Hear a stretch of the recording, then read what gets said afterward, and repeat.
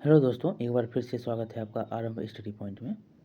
आज हम क्लास 9 का यह ध्वनि चैप्टर जो हम पढ़ रहे हैं उसका दूसरा पार्ट है। और हमने ध्वनि के बारे में बहुत कुछ जानकारी पहले पार्ट में ली है। अब हम दूसरा पार्ट में पढ़ेंगे ध्वनि जो है विभिन्न माध्यमों में उसकी चाल क्या होती है इसके बारे में, और ध्वनि कहाँ कितना जो है कैसे चलता है इसके बारे में। तो चलिए शुरू करते हैं। लिखा भी गया है कि विभिन्न माध्यमों में ध्वनि की चाल। देखिए, किसी माध्यम में ध्वनि एक निश्चित चाल से संचरित होती है। क्या होती है? एक माध्यम जो है, कोई भी माध्यम है उसमें ध्वनि एक चाल से चलता है। किसी पटाखे या त्वरित के गर्जन की ध्वनि प्रकाश की चमक दिखाई देने के कुछ देर बाद सुनाई देती है। ये आप जब पटाखा जलाते होंगे, फोड़ते होंगे तो देखते होंगे कि प्रकाश पहले आता है, उसके बाद आपको आवाज़ सुनाई देती है। उसी प्रकार अगर आसमान में आपको गर्जन सुनाई दे रही है तो कैसे? तो पहले प्रकाश तब गर्जन आपको सुनाई देती है। इसलिए हम यह निष्कर्ष निकाल सकते हैं कि ध्वनि की चाल प्रकाश की चाल से बहुत कम है। क्या है? ध्वनि की चाल प्रकाश की चाल से कम है। पहले प्रकाश आ रहा है, उसके बाद ध्वनि आ रहा है। तो इससे क्या होता है साबित? जो प्रकाश की चाल है ध्वनि की चाल से क्या है? अधिक है। ध्वनि की चाल उस माध्यम के गुणों पर निर्भर करती है जिसमें वह संचरित होती है। जहाँ पर वह संचरित हो रही है वही उसका माध्यम होगा, और उसका कितना चाल है वहाँ पर वो देखने को मिलेगा।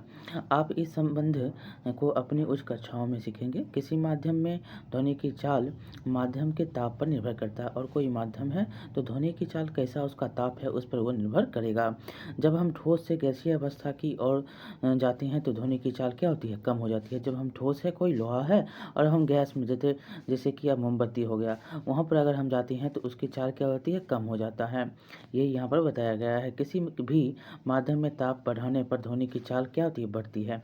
अगर कोई माध्यम है और उसमें ताप बढ़ा दीजिए तो क्या होगा? ध्वनि की चाल बढ़ेगी। किसी भी माध्यम में ताप बढ़ाने पर ध्वनि की चाल क्या होगा? बढ़ेगा। उदाहरण के लिए यहाँ पर दिया गया है कि आप वायु में ध्वनि की चाल 0 डिग्री सेल्सियस पर 331 मीटर पर सेकेंड तथा 22 डिग्री सेल्सियस पर 344 मीटर पर सेकेंड है। क्या है? वायु में ध्वनि की चाल कितना है? 0 डिग्री से 331 मीटर पर सेकेंड, और 22 डिग्री सेल्सियस से 344 मीटर पर सेकेंड है, मतलब वायु में ध्वनि की चाल। अब देखिए, सारणी में यहाँ पर ध्वनि को दिखाया गया है, चाल दिखाया गया है। याद रखने की आवश्यकता यहाँ पर नहीं है, लेकिन आप इसको देखेंगे क्योंकि आपसे यहाँ से क्वेश्चन पूछा जाता है कि इसमें सबसे ज़्यादा ध्वनि है। देखिए चाल कितना है। कोई अवस्था है 25 TC पर ध्वनि की चाल कितना होगा? ठोस अवस्था में देखेंगे तो यहाँ पर एल्युमिनियम जो है सबसे ज़्यादा। एल्युमिनियम की चाल क्या है? 6420 मीटर पर सेकेंड। और निकेल का 6740, स्टील का 5960, लोहा का 5950, पीतल का 4700, और कांच का कितना? 3980। यहाँ से क्वेश्चन आपसे पूछा जाता है कि सबसे ज़्यादा चाल किस में है, तो ये भी ऑप्शन दे सकता है या कहीं से उठाकर आपको दे देगा। तो याद रखेंगे, ठोस में जो है एल्युमिनियम की चाल जो है सबसे ज़्यादा होती है 6420 मीटर पर सेकेंड, और कांच में सबसे कम। यहाँ पर द्रव्य है, द्रव्य में देखेंगे तो द्रव्य में कितना? तो द्रव्य समुद्री जो द्रव्य है उसमें 1531। जब आसुत जल होगा जो आप पीते हैं वो 1498। इथेनॉल का 1207 और मिथेनॉल का 1103 द्रव्य में। और गैस में हाइड्रोजन का 1284, हीलियम का 965, वायु का 346 और ऑक्सीजन का 316 और सल्फर डाइऑक्साइड का 213। गैस की अवस्था में सबसे कम किसका था? तो सल्फर डाइऑक्साइड का।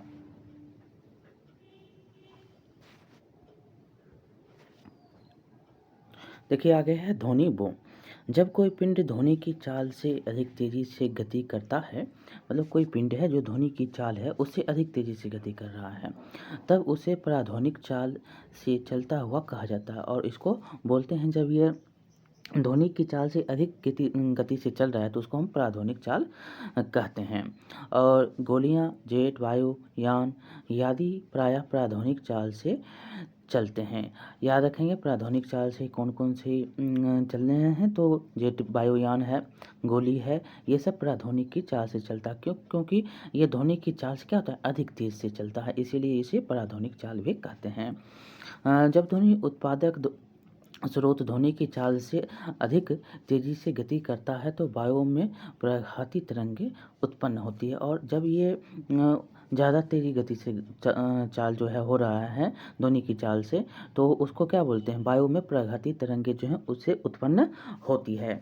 इन प्रघाती तरंगों में बहुत अधिक ऊर्जा होती है और ये जो प्रघाती तरंग है इसमें बहुत ज़्यादा अधिक ऊर्जा होती है।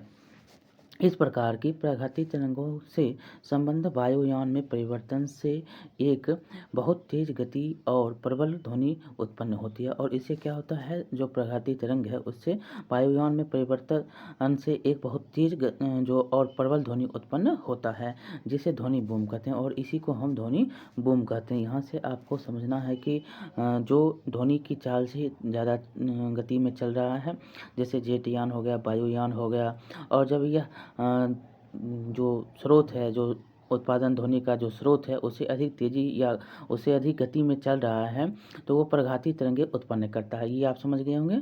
और प्रघाती तरंग जो होता है बहुत अधिक ऊर्जा होती है, और प्रघाती तरंगों में क्या होता है, बहुत ही अधिक ऊर्जा होती है। तो इस प्रकार आप कह सकते हैं कि प्रघाती तरंगों से संबंध वायुयान में परिवर्तन से जो पराघाती तरंग है और उससे संबंध आता है, और वायुयान में परिवर्तन होता है, बहुत तेज परिवर्तन होता है, और इससे ध्वनि उत्पन्न होता है, जिसको हम क्या बोलते हैं, जो ध्वनि उत्पन्न हो रहा है, जो बहुत तेज और प्रबल ध्वनि उत्पन्न हो रहा है, वो क्या कहलाएगा, ध्वनि बूम कहते हैं।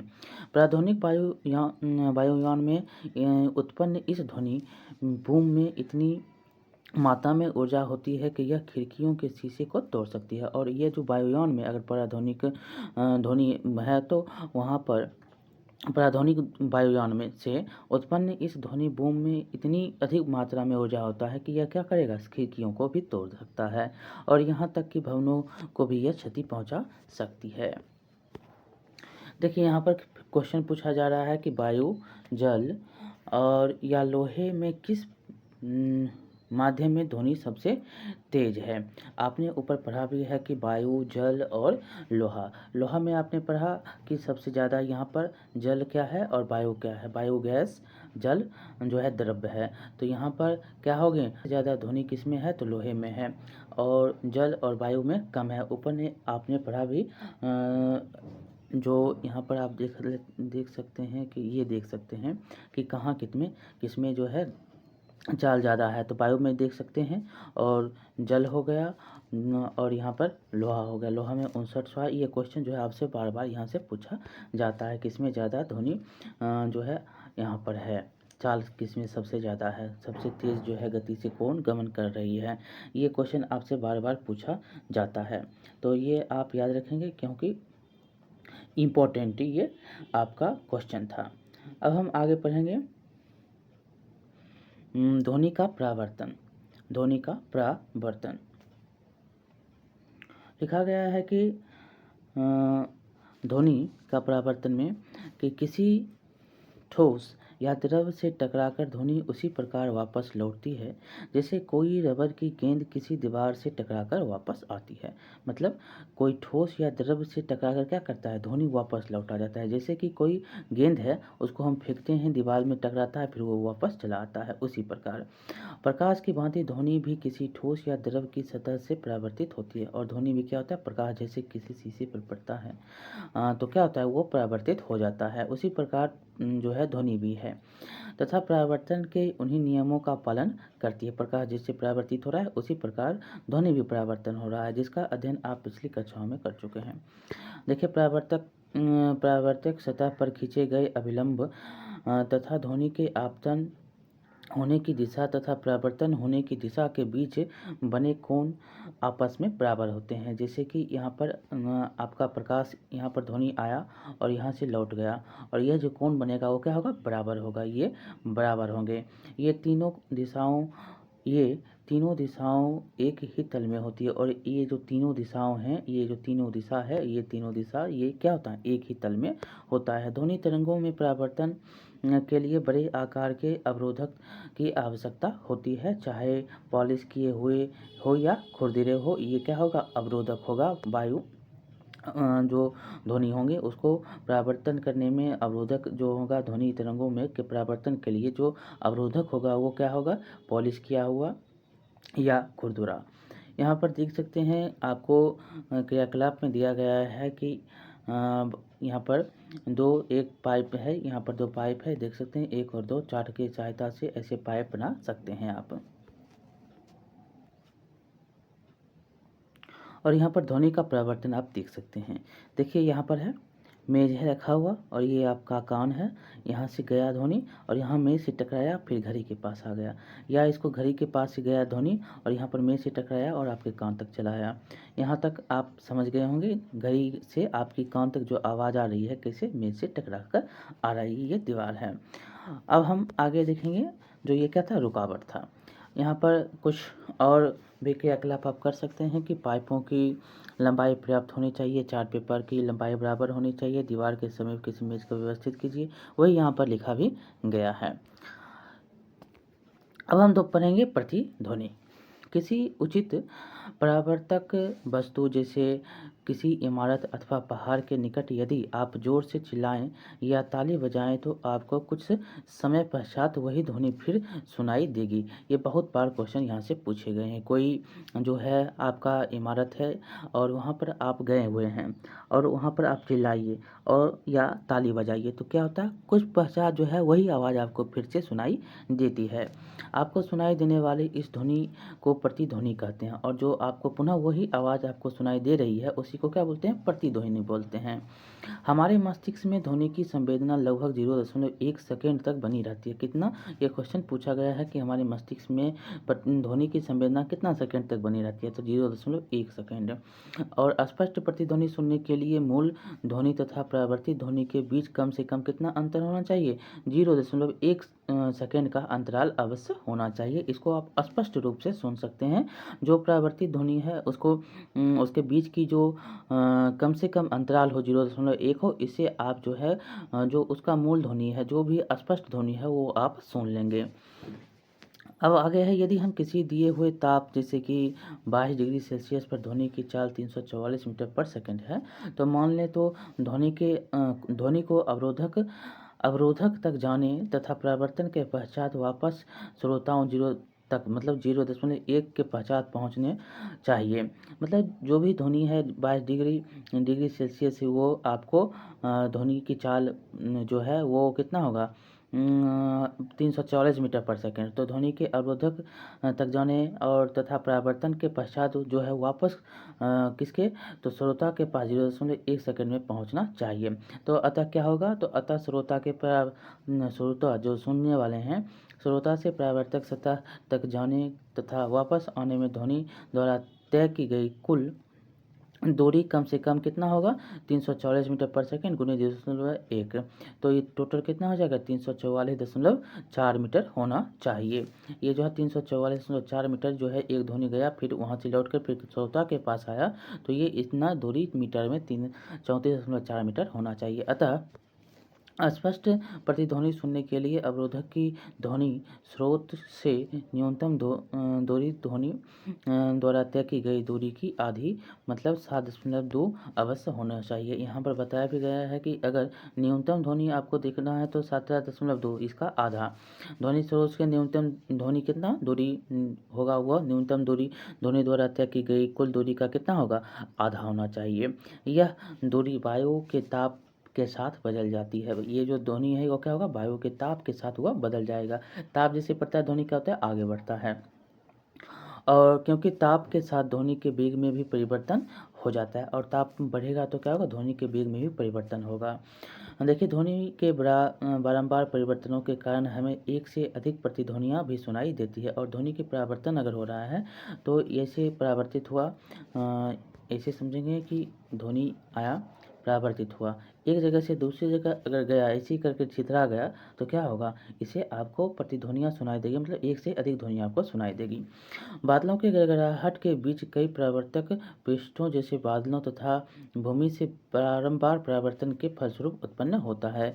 ये आप समझने की कोशिश करेंगे कि बादलों के गड़गड़ाहट की ध्वनि जो है कई परावर्तक पृष्ठों जैसे कि बादलों तथा भूमि से बारंबार परावर्तन, मतलब बादल जो आया भूमि से टकराया फिर ऊपर गया, ये जो है बार बार परिवर्तन हो रहा है उसके कारण ये होता है। देखिए यहाँ पर दिया गया है कि अब हम पढ़ेंगे और नून नन के बारे में कि किसी बड़े हॉल, अगर कोई बड़ा हॉल है तो उसमें उत्पन्न होने वाली ध्वनि दीवारों से बारंबार परावर्तन के कारण काफ़ी समय तक बना रहता है, और परावर्तन के कारण ही जो है ये हॉल है, यहाँ पर आप दिए तो यहाँ से यहाँ टकराए, यहाँ से यहाँ टकराए, यहाँ से यहाँ टकराए, ये क्या होता है, परावर्तन हो रहा है। जैसे परावर्तन हो रहा है तो क्या होता है, ये ज़्यादा देर तक बना रहता है, जब तक कि यह इतनी कम ना हो जाए कि यह आपको सुनाई ना पड़े। यह बराबर जो है बारंबार परिवर्तन, जिसके कारण ध्वनि का निर्बाध होता है, और इसी को हम क्या बोलते हैं, अनुरणन कहलाता है। और यह जो होता है, ये बारंबार जो परिवर्तन हो रहा है, जिसके कारण ध्वनि जो है निर्बंध हो रहा है, इसी को हम क्या बोलते हैं, अनुरणन बोलते हैं। किसी सभा भवन में, बड़े हॉल में अत्यधिक अनुरणन अत्यंत अवांछनीय है, और अनुरणन को कम करने के लिए सभा भवनों की छतों या दीवारों पर ध्वनि अवशोषक पदार्थों जैसे कि संपीड़ित फाइबर बोर्ड, खुरदुरे प्लास्टर आदि पर्दे लगे होते हैं। इसी के कारण जो है ध्वनि जो है ज़्यादा परावर्तित नहीं हो, इसलिए खुरदुरे प्लास्टर और या फाइबर बोर्ड लगाया जाता है। और सीटों के पदार्थों का चुनाव उनके ध्वनि अवशोषक गुणों के आधार पर भी किया जाता है। तो सीट कैसा होना चाहिए, जो ध्वनि आ रहा है वो क्या हो, उसको अवशोषित कर ले। अब है 12.2 की एक मनुष्य की खड़ी चट्टान के पास ताली बजाता है। एक मनुष्य है, वो किसी खड़ी चट्टान के पास क्या करता है, ताली बजाता है, और उसकी प्रतिध्वनि 5 सेकंड के पश्चात उसको सुनाई देती है। यदि ध्वनि की चाल 346 मीटर पर सेकंड ली जाए तो चट्टान तथा मनुष्य के बीच की दूरी कितना होगा। ये 346 मीटर पर सेकंड और प्रतिध्वनि कितना, 5 सेकंड है। तो यहाँ पर कितना है, ध्वनि की चाल 346 मीटर पर सेकंड भी बराबर, और समय कितना ले रहा है, 5 सेकंड। तो ध्वनि की चाल बराबर क्या होता है, p गुने टी, मतलब चाल गुने समय। तो 4 गुने समय हम गुना करेंगे तो कितना होगा, 1730 मीटर। तो आपको ध्वनि की चाल जो है 1730 मीटर है, और यह जो आपकी दूरी अब निकालना है, तो 5 सेकंड में ध्वनि ने चट्टान तथा मनुष्य के बीच की दूरी क्या की, दोगुनी तय की थी। कितना, तो 2 गुना तय किया। अतएव चट्टान तथा मनुष्य के बीच की दूरी कितना होना है, तो 1730 मीटर पर सेकंड स्क्वायर, या आप इसको 865 मीटर बोल सकते हैं।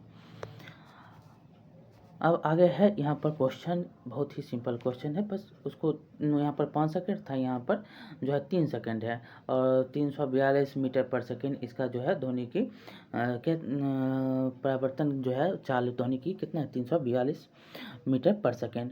तो कुछ नहीं करना है आपको, यहाँ पर इसको क्या करना है, गुना कर लेना है, भाग 2, आपको जो परावर्तन होगा उसके भागा 2 कर देना है। किसी प्रतिध्वनि 3 सेकंड पश्चात सुनाई देती है तो ध्वनि की चाल इतना है, तो 342 मीटर पर सेकंड है। तो स्रोत तथा परावर्तन दोनों बोल रहा है, स्रोत तथा परावर्तन के बीच की दूरी कितना होगा।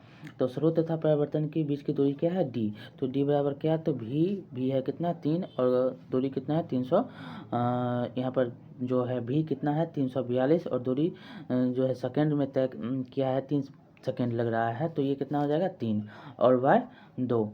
तो इसका सूत्र भी गुने टी बाय 2 है, और पृष्ठ का जो स्रोत है उसका परावर्तित पृष्ठ की दूरी जो इतना है, तो 513, इसका टोटल कितना हो जाएगा, यहाँ पर 342 गुने 3 बाय 2, यहाँ से टोटल हम करेंगे तो कितना हो जाएगा, काटेंगे तो ये टोटल कितना, 513 मीटर जो है इसका टोटल हो जाएगा। इसको इससे काट दीजिए 100, और इसको इससे गुना करेंगे तो कितना हो जाएगा, टोटल 513 मीटर। अब हम पढ़ेंगे ध्वनि के बहुल परिवर्तन के उपयोग क्या हैं, इसके उपयोग। देखिए पहला है कि मेगाफोन या लाउड स्पीकर, हॉर्न और तथा शहनाई जैसे वाद्य यंत्र सभी इस प्रकार बनाए जाते हैं कि ध्वनि सभी दिशाओं में फैले बिना केवल एक विशेष दिशा में ही जाती है। तो यहाँ पर एक ऐसा जो है, इसको इस प्रकार बनाया जाता है कि ध्वनि विशेष दिशा में नहीं फैलेगा, एक ही दिशा में वो जाएगा। जैसे देखिए ये मेगाफोन है, ये हॉर्न हो गया, इस यंत्र में एक नली का आगे का खुला भाग शंक्वाकार होता है और यह स्रोत जो है स्रोत से उत्पन्न होने वाली ध्वनि तरंगों को बार बार परिवर्तित करके श्रोताओं की ओर आगे की दिशा में भेज देता है। और स्टेथोस्कोप क्या है? एक चिकित्सक यंत्र है जो शरीर के अंदर मुख्यतः हृदय तथा फेफड़ों में उत्पन्न होने वाली ध्वनि को सुनने में काम आता है। स्टेथोस्कोप के बारे में बहुत बार क्वेश्चन पूछा गया है। हृदय की ध्वनि जो धड़कन है उसको सुनने में किसका उपयोग किया जाता है? तो स्टेथोस्कोप का उपयोग किया जाता है। देखिए, स्टेथोस्कोप में रोगी के हृदय की धड़कन की ध्वनि और बार बार परिवर्तन के कारण डॉक्टर के कानों तक पहुंचती है। ये बच्चे को देखने के लिए देख सकते हैं। डॉक्टर साहब आला लगा रहे हैं, इसको आला भी बोलते हैं या इसको स्टेथोस्कोप भी बोलते हैं। अब तीसरा है कि कंसर्ट हॉल, सम्मेलन कक्षों तथा सिनेमा हॉल की छतें वक्राकार बनाई जाती है जिससे कि क्या होता है? परावर्तन के पश्चात ध्वनि हॉल के सभी भागों तक में पहुंच जाए। और यहाँ पर चित्र भी दिखाया गया है कि दर्शाया गया है कि कभी कभी वक्राकार ध्वनि पट्टों के मंच के पीछे रख दिया जाता है जिससे कि ध्वनि जो है ध्वनि पट्ट से परावर्तन के पश्चात समान रूप से पूरे हॉल में फैल जाए। और यहाँ पर देख सकते हैं क्या है, यहाँ पर रखा गया है, ये कुर्सी है। तो ये कुर्सी पर बैठा आदमी है, यहाँ से ध्वनि चला, गाना बज रहा है, यहाँ से टकराया और मनुष्य के पास पहुँच गया। तो सम्मेलन कक्ष में वक्राकार ये छत को प्रदर्शित कर रहा है ध्वनि को कैसे आप गूंजने से बचा सकते हैं। ये देख सकते हैं बड़े हॉल जो होंगे, बड़े बका हॉल में उपयोग किए जाने वाले, देखिए ध्वनि का तरंग हुआ, यहाँ पर ध्वनि पट है, ध्वनि पट से टकराया फिर ये लौट गया, ध्वनि पट से टकराया और लौट गया, ध्वनि पट से टकराया और लौट गया। तो इस प्रकार ध्वनि पट है और यहाँ से जो आवाज़ है गूंजती नहीं है, इस प्रकार। अब हम पढ़ेंगे क्वेश्चन एक है कि कंसर्ट हॉल की छतें वक्राकार क्यों होती है? तो आपने अभी तुरंत पढ़ा है क्यों होती है, इसलिए इसको बनाया जाता है वक्राकार कि क्योंकि परावर्तन के बाद जो ध्वनि हॉल के सभी लोगों के पास जो है पहुंच जाए।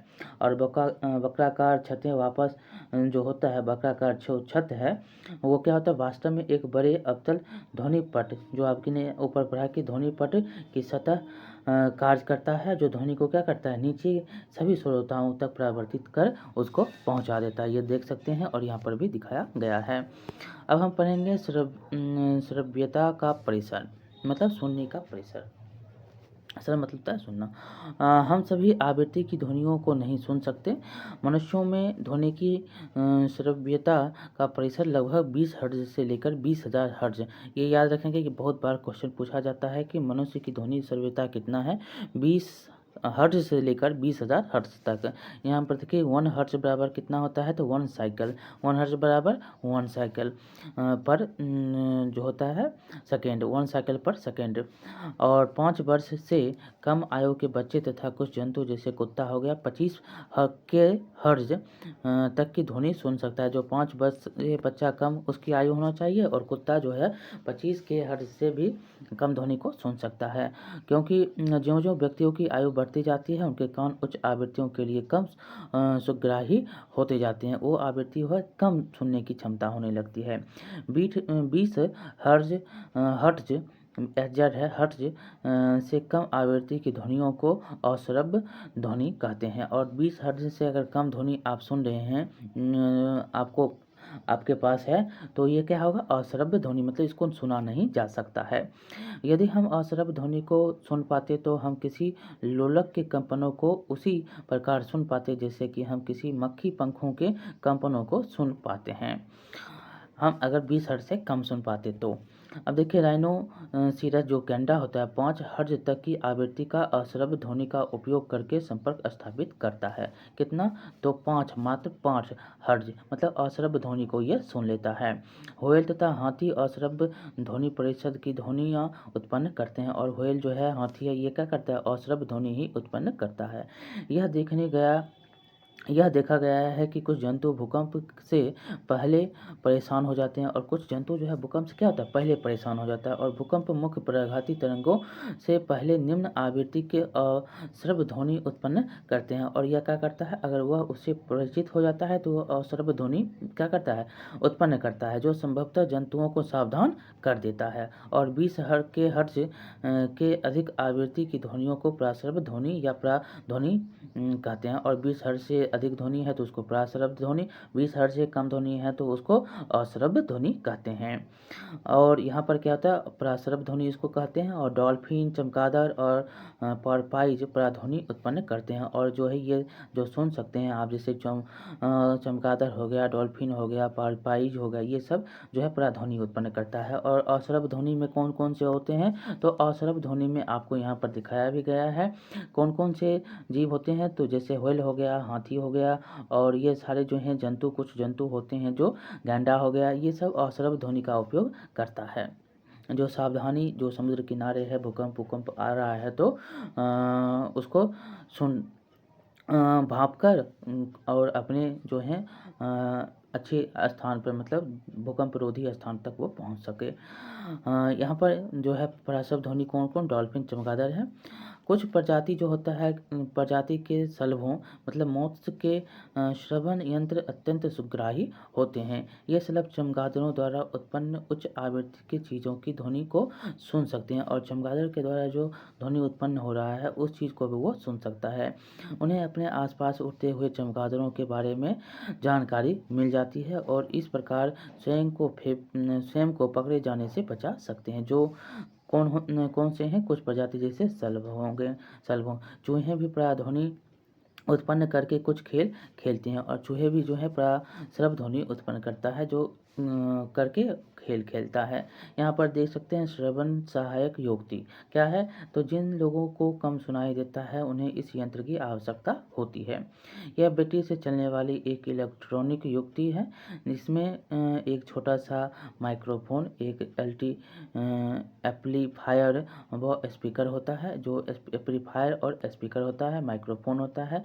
जब ध्वनि माइक्रोफोन पर पड़ती है तो वह ध्वनि क्या होता है, ध्वनि तरंगों को विद्युत संकेतों में परिवर्तित कर देता है। और यह क्या करता है, जब ध्वनि उस माइक्रोफोन पर पड़ता है तो वह तरंग जो है विद्युत संकेतों में इसको परिवर्तित कर देता है। और एम्पलीफायर इन विद्युत संकेतों को परिवर्तित कर देता है। ये संकेत स्पीकर द्वारा ध्वनि की तरंगों में परिवर्तित कर दिए जाते हैं।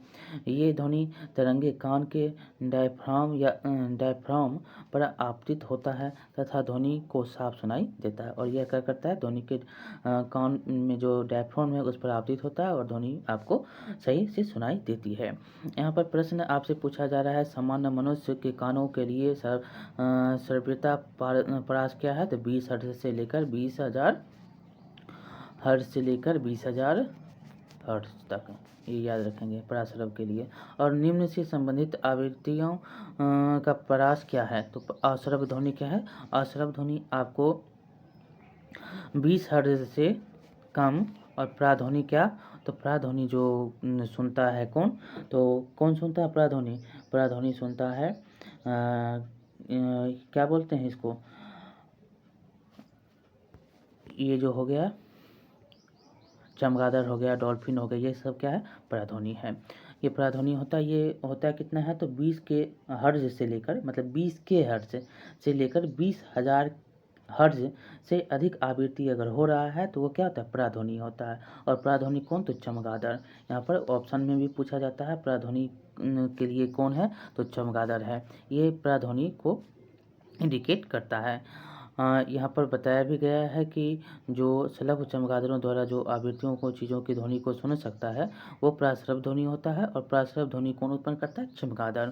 ये उससे ज़्यादा डॉल्फिन हो गया, चमगादड़ हो गया, ये सब प्राध्वनि उत्पन्न होता है। और 20,000 के हर्ट्ज से लेकर 20,000 के मतलब 20,000 हर्ट्ज तक जो होता है प्राश्रव्य ध्वनि होता है। और मनुष्य जो सुनता है वो कितना होता है, तो 20 हर्ट्ज से लेकर 20,000 हर्ट्ज तक। यहाँ पर देखिए दिया भी गया है, आपको हम दिखा देते हैं। मनुष्य का जो होता है ये देख सकते हैं 20 हर्ट्ज से लेकर 20,000 हर्ट्ज तक। और कुत्ते कितने होते हैं, 20 के हर्ट्ज, मतलब ये अश्रव्य हो गया। और चमगादड़ कितना होता है, 20,000 से अधिक। 20,000 हर्ट्ज से अधिक। अब है पराध्वनि के उपयोग। क्या है? तो पराध्वनियाँ उच्च आवृत्ति की तरंगें हैं और पराध्वनियाँ जो होती हैं उच्च आवृत्ति की तरंग है, ये आपको बताया गया है। पराध्वनियाँ अवरोधों की उपस्थिति में भी एक निश्चित पथ पर गमन कर सकती है। अवरोध उसमें हो रहा है लेकिन एक निश्चित पथ पर वह गमन करेगा। उद्योगों तथा चिकित्सा के क्षेत्र में पराध्वनियों का विस्तृत रूप से उपयोग किया जाता है। देखिए कैसे कैसे होता है उसका उपयोग। पहला है कि पराध्वनि प्रायः उन भागों को साफ करने में उपयोग की जाती है जिन तक पहुंचना कठिन होता है। जैसे कि उन भागों में इसको उपयोग किया जाता है जहाँ पर क्या होता है उसको पहुँचने में कठिनाई होती है, जहाँ पर आप पहुँच नहीं सकते। जैसे सर्पिलाकार नली हो गया, विषम आकार हो गया, के पुर्जे हो गए, इलेक्ट्रॉनिक अवयव ये आदि। जिन वस्तुओं को साफ करना होता है उन्हें साफ करने वाले मार्जन विलयन में रखते हैं और इस विलयन में पराध्वनि तरंगे भेजी जाती है। उच्च आवृत्ति के कारण धूल, चिकनाई तथा गंदगी के कण अलग होकर नीचे गिर जाते हैं और इस प्रकार जो है वस्तु पूर्णतः साफ हो जाती है। दूसरा क्या है? तो पराध्वनि का उपयोग धातु के ब्लॉकों जैसे पिंडों में दरारों तथा अन्य दोषों का पता लगाने के लिए किया जाता है। मतलब बहुत ज़्यादा इसमें ध्वनि है इसीलिए। और धातु घटकों को प्रायः बड़े बड़े भवनों, पुलों, मशीनों तथा वैज्ञानिक उपकरणों को बनाने के लिए उपयोग में लाया जाता है। धातुओं के ब्लॉकों में विद्यमान दरार या छिद्र को बाहर से दिखाई नहीं देते भवन या पुल की संरचना की मजबूती कम कर देते हैं। पराध्वनि तरंगें धातु के ब्लॉक से गुजारी जिसे प्रेषित की जाती है और प्रेषित तरंगों का पता लगाने के लिए संसूचकों का उपयोग किया जाता है। यदि थोड़ा सा भी दोष होता है तो पराध्वनि तरंगें परावर्तित हो जाती है और जो दोष उपस्थित है उसको दर्शाती है। अगर इसमें तेजी से गया, अगर छोटा भी अगर छिद्र है तो वो क्या होगा, वहाँ से लौटेगा और आपको बताएगा कि यहाँ पर छिद्र है, तो आप उसको क्या करेंगे, बंद कर देंगे। ये दोष होंगे। यहाँ पर जो दोष होगा उसको पूर्ण कर लिया जाएगा। ये देख सकते हैं धातु का ब्लॉक है, यहाँ पर संसूचकांक लगा हुआ है जो सूचित आपको करेगा। यहाँ पर देखिए छोड़ा गया है, ये दोष आपको मिल गया है, ये परावर्तित हो गया, यहाँ से गया और यहाँ से ये क्या हुआ, परावर्तित हो गया। ठीक, ये यहाँ पर दिखाया गया। अगर नहीं है तो डायरेक्ट ये चला जाएगा। यहाँ पर पराध्वनि धातु में ब्लॉक में दोष युक्त स्थान से परावर्तित हो जाता है। अब आगे है कि साधारण ध्वनि जिसकी तरंगदैर्घ्य अधिक होती है दोष युक्त स्थान के कणों से मुड़कर संसूचक तक पहुँच जाती है और इसीलिए इस ध्वनि का उपयोग इस कार्य के लिए नहीं किया जा सकता है। इसके लिए अब कौन सा काम जो है नहीं करेंगे। हमने जो काम था वो किया, अब क्या नहीं करना है। तो पराध्वनि तरंगों को हृदय के विभिन्न भागों से परावर्तित करके हृदय का प्रतिबिंब बनाया जाता है तथा इस तकनीक को इकोकार्डियोग्राफी ईसीजी कहा जाता है और इसको क्या कहा जाता है, ईसीजी कहा जाता है।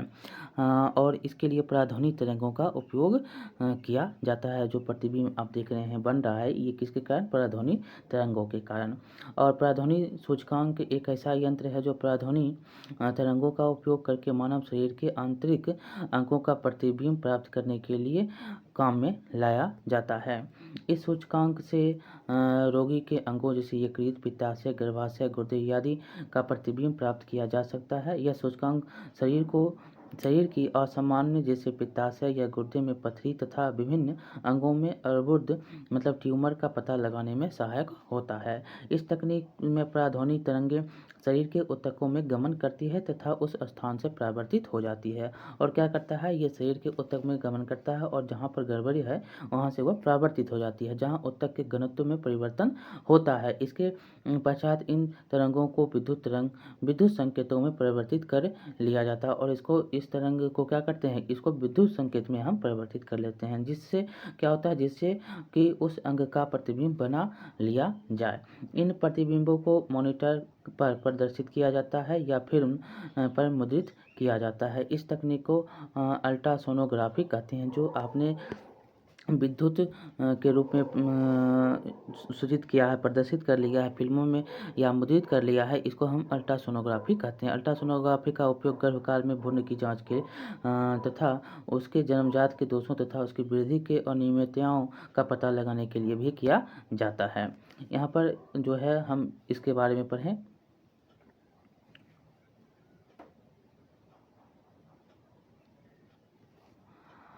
अब है तीसरा पॉइंट जो पराध्वनि का उपयोग गुर्दे की छोटी पथरी को बारीक कणों में तोड़ने के लिए भी किया जा सकता है। जो पथरी में है उसको गुर्दे में उसको छोटा छोटा कण में तोड़ने में भी। ये कण बाद में मूत्र के साथ क्या होता है, निकल जाते हैं, और यह कण जो है मूत्र के साथ निकल जाता है। अब हम पढ़ेंगे सोनार के बारे में, बहुत ही इंपॉर्टेंट है। प्रासरब के बारे में पढ़े, जो आपको किस किस कारण से इसका उपयोग किया जाता है और कौन से कारण जो होते हैं इसके लिए आप नहीं करेंगे। जो तरंगदैर्घ्य होता है वो आपके दोष मुक्त स्थानों में जो मुड़कर आता है वो क्या करता है, इसका उपयोग करना हमारे लिए नहीं करना चाहिए, नहीं किया जा सकता है इसका उपयोग, इसके लिए जो आपके लिए खतरनाक भी होता है। जिसकी तरंगदैर्घ्य जो है साधारण ध्वनि से जिसकी तरंगदैर्घ्य क्या अधिक होती है, वो क्या होता है, दोषयुक्त जो स्थान है कणों से मुड़कर संसूचक तक पहुंच जाता है। इसीलिए क्या होता है, इस ध्वनि का उपयोग कार्य करने के लिए नहीं किया जा सकता, और इस ध्वनि का उपयोग जो है कार्य करने के लिए आप नहीं कर सकते हैं।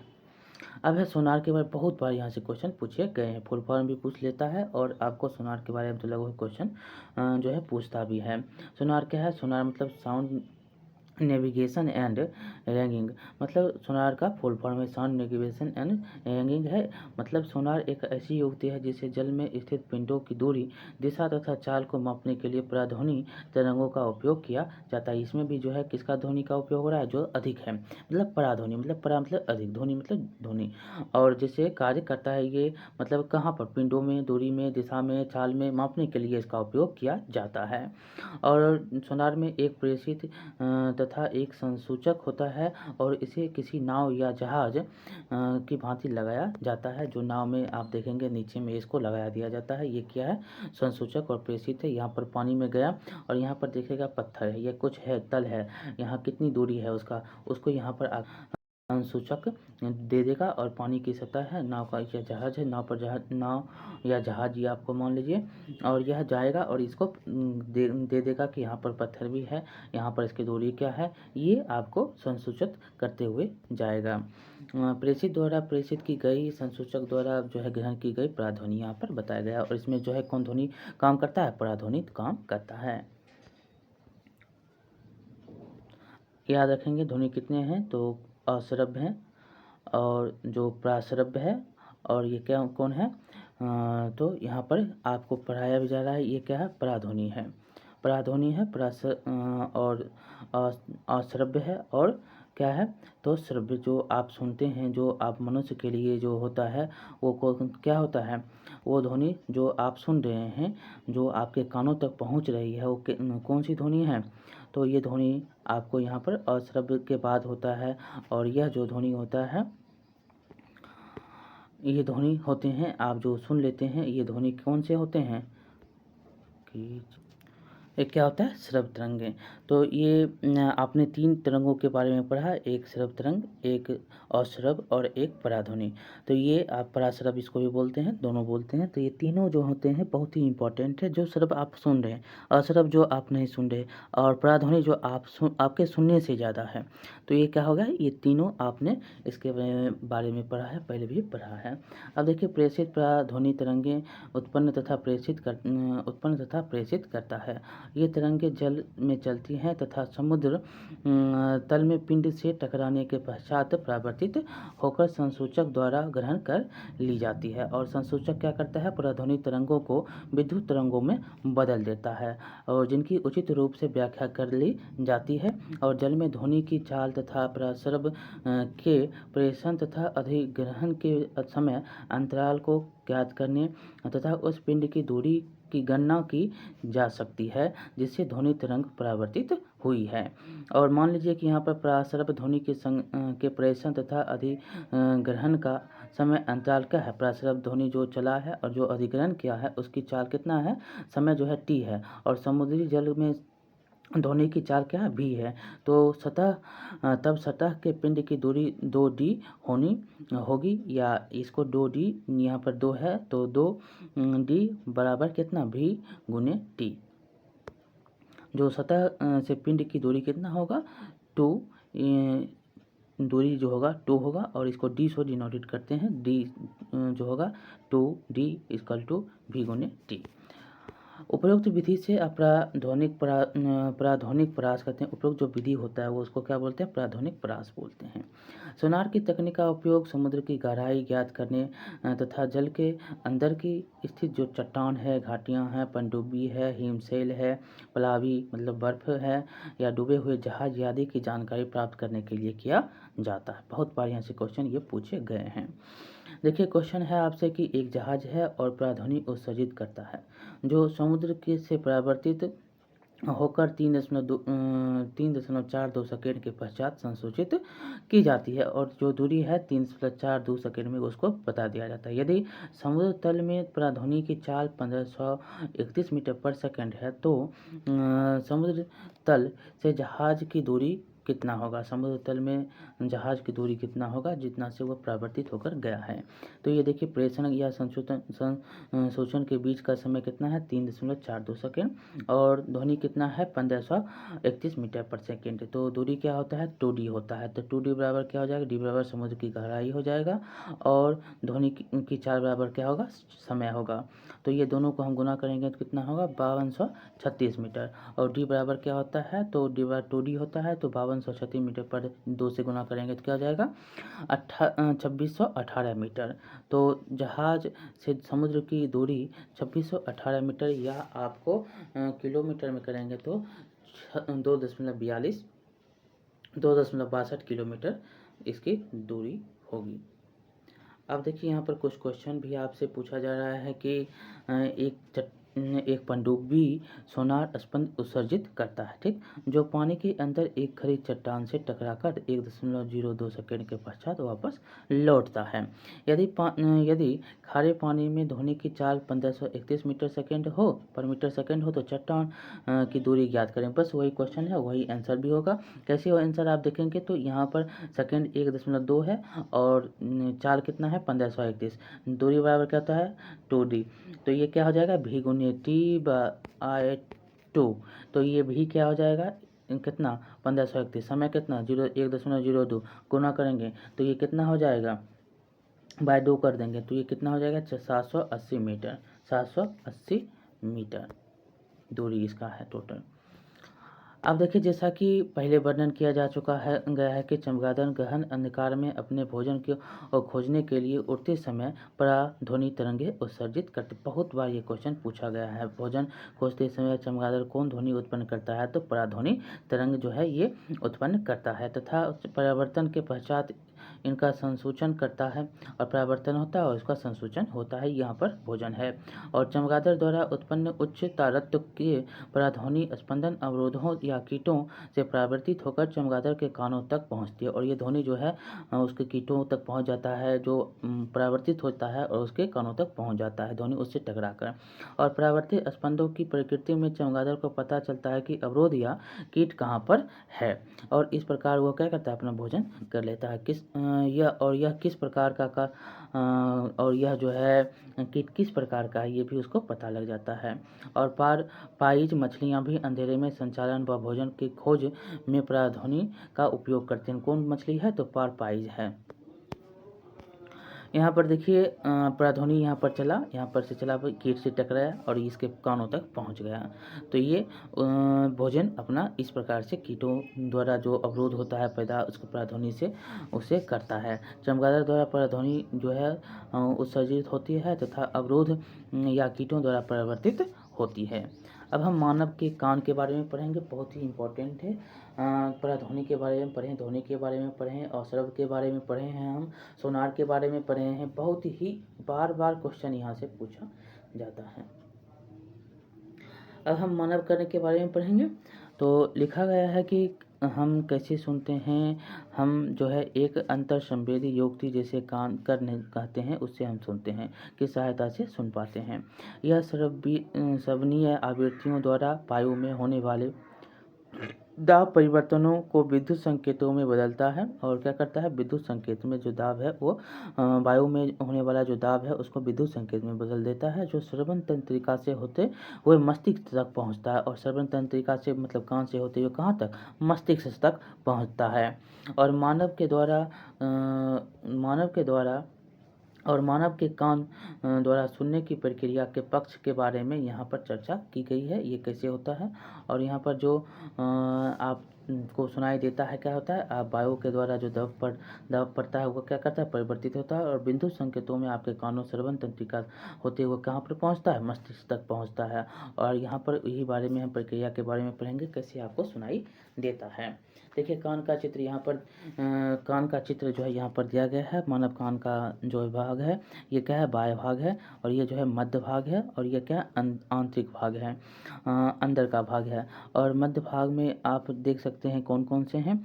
तो मध्य भाग में आपको श्रवण नलिका दिखा रहा है, और ये जो भाग दिख रहा है आपको, ये यूस्टेकी नलिका है, यूस्टेकी नलिका है। ऊपर से हम पढ़ेंगे तो ऊपर जो बाह्य भाग है, बाह्य भाग में आपको कर्ण पल्लव है, और मध्य भाग जो है यहाँ पर दिख रहा है मुद्रक, निहाई और बलयक, श्रवण तंत्रिका। ये क्या है, तो ये अंदर का भाग में अंतःकाल है। और कर्णपात जो भी है क्या है, अंदर का है। और कर्णपट क्या है, मध्य भाग का है। और श्रवण नलिका भी जो है, ये श्रवण नलिका ये बाह्य भाग है। तो इस प्रकार कान के भाग को बताया गया है। अब हम देखिए यहाँ पर देखिए बाहरी कान जो होता है उसको क्या बोलते हैं, कर्ण पल्लव कहते हैं। यह परिवेश से ध्वनि को एकत्रित करता है, और एकत्रित ध्वनि जो होता है वो क्या करता है, नलिका से गुजरता है। और ध्वनि नलिका के सिरे पर एक पतली झिल्ली होती है जिसे कर्णपटा या कर्णपटा झिल्ली कहते हैं। ये जो दिख रहे हैं कर्णपटा झिल्ली आपको यहाँ पर दिख रहा है, ये कर्णपटा झिल्ली हो गया। और जब माध्यम से संपीड़न कर्णपटा पर पहुंचते हैं तो झिल्ली के बाहर की ओर लगने वाला दाब बढ़ जाता है, और ये झिल्ली पर जो दाब लगता है वो क्या था, बढ़ जाता है, और यह कर्णपटा को अंदर की ओर दबाता है। और इसी प्रकार विरलन के पहुंचने पर कर्णपटा बाहर की ओर गति करता है। इस प्रकार कर्णपटा कंपन करता है, और इस प्रकार जो है कर्णपटा क्या करता है, कंपन करता है। और मध्य कर्ण के में विद्यमान 3 हड्डियां होती हैं, याद रखें बहुत बार यहाँ से पूछे गए हैं। जो 3 हड्डी कौन कौन से हैं, यहाँ पर है 3 हड्डी, ये नाम दिया गया है तीनों हड्डी का। जो नाम है मुग्दरक है, निहाई है और बलयक है। ये जो है कर्णपटा के हड्डी हैं। और यहाँ पर बलयक सिरटरप है, और इन कानों को कई गुना बढ़ा देता है। और मध्य कर्णपटा जो कर्ण ध्वनि है तरंगों से मिलने वाले इन दाब परिवर्तनों को आंतरिक कर्ण तक संचारित कर देता है। आंतरिक कर्ण क्या करता है, तो आंतरिक कर्ण में कर्णवात जो होता है गैलिया होता है द्वारा दाब परिवर्तनों को विद्युत संकेतों में परिवर्तित कर दिया जाता है, और इन विद्युत संकेतों को श्रवण तंत्रिका द्वारा कहाँ पर, मस्तिष्क तक भेज दिया जाता है, और मस्तिष्क इसकी ध्वनि के रूप में व्याख्या करता है। इस प्रकार से आपका ये चैप्टर समाप्त होता है। बहुत ही इम्पोर्टेंट चैप्टर था ध्वनि के बारे में। यहाँ पर देखिए आपने क्या सीखा, तो ध्वनि विभिन्न वस्तुओं में कंपन करने के कारण उत्पन्न होती है। ध्वनि किसी धर्मात्मक मात्रा में अनुदैर्घ्य तरंगों के रूप में संचरित होती है। ध्वनि माध्यम में क्रमागत संपीड़नों और विरलनों के रूप में संचरित होती है। ध्वनि संचरण में माध्यम के कण आगे नहीं बढ़ते, केवल विक्षोभ ही संचरित होता है। ध्वनि निर्वात में संचरित नहीं होती है, और ध्वनि के अधिकतम मान में से न्यूनतम मान और पुनः अधिकतम मान के परिवर्तन से एक दोलन पूरा होता है। और वह न्यूनतम दूरी जिस पर किसी माध्यम का घनत्व या दाब आवर्ती रूप में अपने आप से की पुनरावृत्ति करता है, ध्वनि की तरंगदैर्घ्य या लैम्डा कहलाती है। और तरंग द्वारा माध्यम के घनत्व के एक संपूर्ण दोलन के लिए गए समय को क्या करते हैं, आवर्त। एक काल जो है पूरा लग जाएगा तो उसको आवर्त काल, अगर एक बार में वो लौट के चला आएगा, कितना लगा, जो दूरी है उसमें कितना बार लगा है, उसको तरंगदैर्घ्य। आगे है कि एकांक समय में होने वाले दोलनों की कुल संख्या को क्या करते हैं, आवृत्ति। एक समय में जो कुल समय लग गया है, कितना लगा है, वो क्या हो जाएगा, वो आवृत्ति हो जाएगा। I/T। ध्वनि का वेग भी आवृत्ति भी कैपिटल और स्मॉल में है। तरंगदैर्घ्य लैम्डा संबंध जो है v=λ/v। और ध्वनि की चाल मुख्यतः संचरित होने वाले माध्यम की प्रवृत्ति तथा ताप पर निर्भर करती है। और ध्वनि में परावर्तन के नियम के अनुसार ध्वनि के आपतन होने की दिशा तथा परावर्तन होने की दिशा परावर्तक सतह पर खींचे गए अभिलंब के समान कोण बनाते हैं, और ये तीनों कोण क्या होते हैं, एक तल में होते हैं। स्पष्ट पराध्वनि सुनने के लिए मूल ध्वनि तथा परावर्तित ध्वनि के बीच की दूरी कितना होना चाहिए, कम से कम 0.1 सेकेंड का समय अंतराल अवश्य होना चाहिए। और किसी सभागार में ध्वनि निर्वर्धन बारंबार परिवर्तनों के कारण होता है और इसे अनुरणन कहते हैं। और ध्वनि के अभिलक्षण जैसे कि तारतम्य, प्रबलता या गुणवत्ता संगत तरंगों के गुणों द्वारा निर्धारित होती है। ध्वनि जो होता है प्रबलता ध्वनि की तीव्रता के लिए कानों की शारीरिक अनुक्रिया है। और किसी एकांक क्षेत्रफल से 1 सेकेंड में गुजरने वाली ध्वनि ऊर्जा को ध्वनि की तीव्रता कहते हैं। मानव में ध्वनि की तीव्रता कितना है, तो औसत 20 हर्ट्ज से लेकर 20 के हर्ट्ज मतलब हज़ार के मतलब कहते हैं 1000 के हर्ट्ज तक। और श्रव्यता के परास से कम आवृत्तियों की ध्वनि को क्या बोलते हैं, अश्रव्य ध्वनि कहा जाता है। और श्रव्यता के परास से अधिक ध्वनि को क्या बोलते हैं, पराध्वनि कहते हैं। और पराध्वनि के चिकित्सा तथा प्रौद्योगिकी के अनेक उपयोग किए जाते हैं। सोनार की तकनीक का उपयोग भी किसमें पराध्वनि का उपयोग करने के लिए किया जाता है। पराध्वनि इसमें उपयोग होता है। और सोनार तकनीक का किसमें उपयोग किया जाता है, तो समुद्र की गहराई ज्ञात करने, जल में छिपे चट्टान, घाटी, पनडुब्बी, हिम, डूबे हुए जहाज आदि का पता लगाने के लिए सोनार तकनीक का उपयोग किया जाता है। तो इस प्रकार से आपका चैप्टर यहीं पर समाप्त होता है। बहुत ही ये इम्पोर्टेंट चैप्टर था। आपने इसको पढ़ा, आपको कैसा लगा बताएंगे। 1-2 बार इसको पुनः पढ़ेंगे ताकि यहाँ से आपको एक भी क्वेश्चन नहीं छूटे। बार बार यहाँ से क्वेश्चन पूछे जाते हैं। तो चलिए बहुत बहुत धन्यवाद, मिलते हैं अगले चैप्टर में। तब तक के लिए लाइक करिए, शेयर करिए और सब्सक्राइब करना नहीं भूलेंगे। बहुत बहुत धन्यवाद।